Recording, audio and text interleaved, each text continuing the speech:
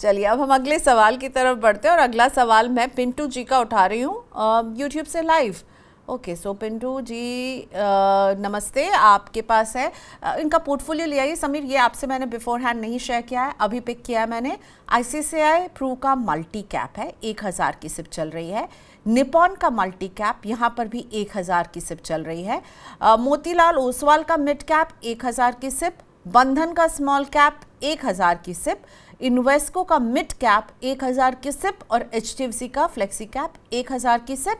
और seventh scheme है Edelweiss gold and silver, जिसमें ये 1000 की सिप कर रहे हैं। तो फंड ऑफ फंड होगा तभी सिप कर रहे हैं। 10 साल के नज़रिए से ये सिप चल रही है पिंटू जी की। 7 स्कीम्स हैं और इसमें डाइवर्सिफिकेशन में हम देख रहे हैं कि भाई इन्होंने मल्टी कैप लिया है, मिड कैप लिया है, स्मॉल कैप है, 2 मिड कैप है, मोतीलाल ओसवाल का मिड कैप और इन्वेस्को का मिड कैप, फ्लेक्सी कैप है और ईडलवाइज का gold and silver fund of fund है। आपको पिंटू जी का पोर्टफोलियो कैसा लग रहा है? प्रियंका जी, अगर हम पोर्टफोलियो के एस्पेक्ट से देखें तो उनके पोर्टफोलियो में 2 मिड कैप है और एक स्मॉल कैप है। 7000 की एसआईपी में करीबन 3000 मिड कैप और स्मॉल कैप डेडिकेटेड स्कीम में इन्वेस्टमेंट है।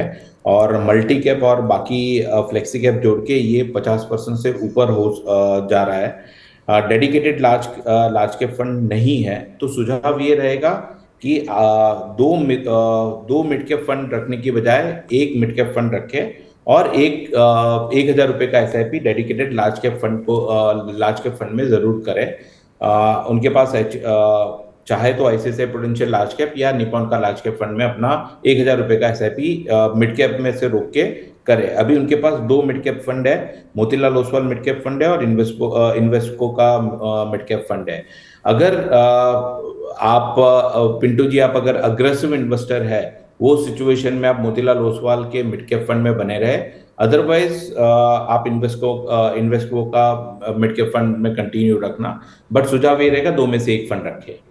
ओके, तो समीर, रैशनल क्या है 2 मिड कैप रखने में? आपको आप क्यों मना कर रहे हैं, थोड़ा सा समझा देंगे? Priyanka ji, 2 mid cap fund में पहला मिड कैप फंड का यूनिवर्स है 150 स्टॉक का, राइट।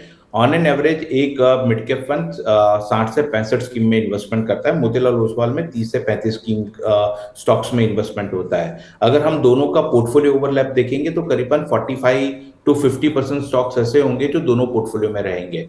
तो ये सिचुएशन में क्या होगा कि आपको डाइवर्सिफिकेशन का बेनिफिट नहीं मिलता है। आपको जो इनफैक्ट आपके लिए 2 फंड हो जाएंगे, 2 फंड को मैनेज करने में भी दिक्कत हो, यानी ट्रैक करने में अननेसेसरी आपको टाइम रखना पड़ता है। उसकी बजाय आप 2 में से एक ही मिड कैप कैटेगरी का फंड रखे, रिटर्न मोर और लेस अगर आप देखने जाए तो ओवर ऑफ टाइम सेम ही बैठेंगे।